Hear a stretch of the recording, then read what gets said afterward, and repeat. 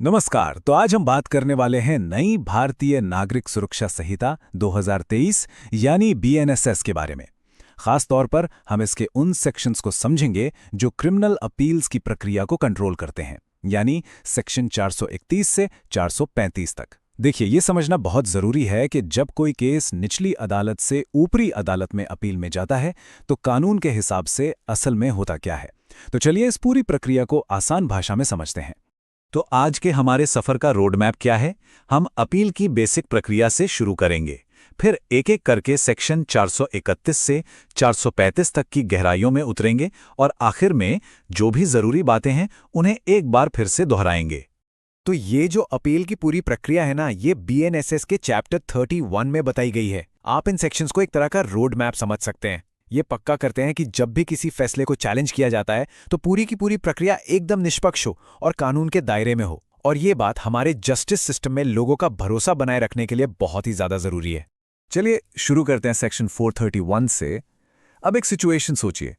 मान लीजिए निचली अदालत ने किसी को बरी कर दिया, लेकिन उस फैसले के खिलाफ ऊपरी अदालत में अपील हो गई। तो ऐसे में हाईकोर्ट के पास एक खास पावर होती है, और वो है अभियुक्त यानी अक्यूज्ड को गिरफ्तार करने की पावर। जब भी किसी को बरी किए जाने यानी एक्विटल के खिलाफ अपील फाइल होती है तो हाई कोर्ट उस व्यक्ति की गिरफ्तारी के लिए वारंट जारी कर सकता है। इसका मकसद बड़ा सिंपल है, ये सुनिश्चित करना कि वो व्यक्ति कानूनी प्रक्रिया से भाग न जाए और अपील की सुनवाई के लिए मौजूद रहे। तो ये होता कैसे है, स्टेप बाय स्टेप? चलिए देखते हैं। सबसे पहले अपील फाइल होती है, फिर हाईकोर्ट गिरफ्तारी का वारंट जारी करता है। इसके बाद अभियुक्त को गिरफ्तार करके कोर्ट के सामने पेश किया जाता है, और आखिर में कोर्ट ये तय करता है कि अपील का फैसला आने तक उसे जेल भेजना है या जमानत पर रिहा करना है। अच्छा, अब आते हैं एक बहुत ही दिलचस्प सवाल पर, जिसका जवाब देती है हमारी अगली धारा सेक्शन 432। सवाल यह है कि क्या अपील की सुनवाई के दौरान कोई नया सबूत पेश किया जा सकता है जो ट्रायल कोर्ट में पेश नहीं किया गया था? तो इसका जवाब है हाँ, बिल्कुल। लेकिन यहां एक लेकिन है, ये कोई आम बात नहीं है। सेक्शन 432 अपीलीय अदालत को नए सबूत लेने की इजाजत तो देता है, पर ऐसा सिर्फ खास हालात में ही हो सकता है, और उसके लिए कुछ सख्त नियमों का पालन करना पड़ता है। ऐसा इसलिए ताकि अपील की प्रक्रिया एक नया ट्रायल ना बन जाए। तो नए सबूत लेने के लिए कुछ शर्तें हैं, और ये बहुत जरूरी हैं। पहली बात, कोर्ट को लिखित में कारण दर्ज करने होंगे कि ये सबूत लेना क्यों जरूरी है।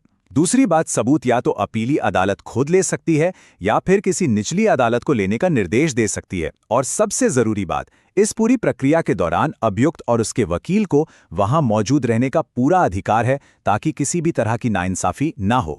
ठीक है, तो सबूतों की बात हो गई। अब आगे बढ़ते हैं उस स्टेज पर जहां फैसला सुनाया जाता है।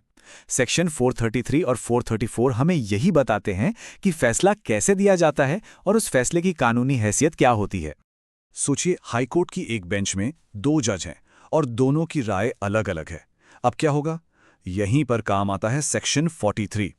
ऐसे में केस को एक तीसरे जज के पास भेजा जाता है, और फिर उनका जो फैसला होता है वही आखिरी माना जाता है। और फिर है सेक्शन 43(4) जो कहता है कि एक बार अपीलीय अदालत ने फैसला सुना दिया तो वो फाइनल है, बस बात खत्म। इससे मामलों को एक अंत मिलता है और कानूनी अनिश्चितता खत्म होती है। लेकिन रुकिए, कहानी में एक ट्विस्ट है। हर नियम के कुछ अपवाद यानी एक्सेप्शंस होते हैं ना, तो यहां भी हैं। कानून खुद कुछ खास मामलों में आगे भी अपील या समीक्षा की गुंजाइश देता है, जैसे कि जो मामले सेक्शन 418 या 419 के तहत आते हैं। इन अपवादों को समझना कानून की गहरी समझ के लिए बहुत जरूरी है। और अब हम पहुंचते हैं हमारे आज के डिस्कशन के आखिरी लेकिन बहुत ही जरूरी सेक्शन पर, सेक्शन 435। ये जुड़ा है अपील के उपशमन यानी अबेटमेंट से। ये उस सिचुएशन की बात करता है जब अपील की प्रक्रिया के दौरान किसी पार्टी की मौत हो जाती है। ये उपशमन या अबेटमेंट शब्द सुनने में थोड़ा भारी लग सकता है, पर इसका मतलब बहुत सीधा है। इसका मतलब है किसी कानूनी कार्यवाही का अपने आप खत्म हो जाना, और ये आमतौर पर तब होता है जब केस से जुड़े किसी व्यक्ति की मौत हो जाती है। तो देखिए, इसका एक सीधा सा नियम है। आमतौर पर अगर अभियुक्त या अपील करने वाले की मौत हो जाए तो अपील वहीं खत्म हो जाती है, यानी अबेट हो जाती है। लेकिन इसका एक बड़ा अपवाद है। अगर अपील सिर्फ जुर्माने की सजा के खिलाफ थी तो वो अपील करने वाले की मौत के बाद भी जारी रह सकती है। क्यों? क्योंकि जुर्माना उसकी प्रॉपर्टी से वसूला जा सकता है। लेकिन सेक्शन 435 का असली गेम चेंजर तो अब आता है, एक बहुत बहुत जरूरी अपवाद। अगर अपील मौत की सजा या जेल की सजा के खिलाफ है, तो वो अपील करने वाले की मौत के बाद भी खत्म हो, ये जरूरी नहीं है। और ये न्याय के एक बहुत गहरे सिद्धांत पर आधारित है। तो ये होता कैसे है? कानून कहता है कि अपील करने वाले का कोई करीबी रिश्तेदार उसकी मौत के 30 दिनों के अंदर कोर्ट से अपील को जारी रखने की इजाजत मांग सकता है, और अगर कोर्ट को सही लगता है तो वो इसकी इजाजत दे सकता है। इसका मकसद बहुत नेक है, किसी व्यक्ति की मौत के बाद भी उसके परिवार को उसके नाम पर लगे दाग को साफ करने का एक मौका मिलना चाहिए। तो ये निकट संबंधी या नियर रिलेटिव कौन हो सकता है? क्या कोई भी रिश्तेदार?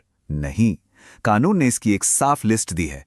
माता पिता, पति या पत्नी, वंशज यानी बेटा बेटी वगैरह, या फिर भाई और बहन। सिर्फ इन्हीं लोगों को अपील जारी रखने के लिए अप्लाई करने का कानूनी अधिकार है। तो हमने सेक्शन 431 से लेके 435 तक के सारे जरूरी प्रावधानों को समझ लिया है। चलिए एक फटाफट रिकैप करते हैं कि हमने आज क्या क्या सीखा। संक्षेप में देखें तो सेक्शन 43(1) अपील के दौरान अभियुक्त की गिरफ्तारी की पावर देता है। 432 नए सबूत लेने का तरीका बताता है। 433 ये तय करता है कि जजों की राय अलग होने पर फैसला कैसे होगा। 434 फैसले को फाइनल बनाता है। और 435 मौत होने की स्थिति में अपील के नियमों को साफ करता है। एक जरूरी बात, कृपया ध्यान दें कि ये सारी जानकारी सिर्फ शैक्षिक मकसद के लिए है। इसे किसी भी तरह की कानूनी सलाह ना समझा जाए।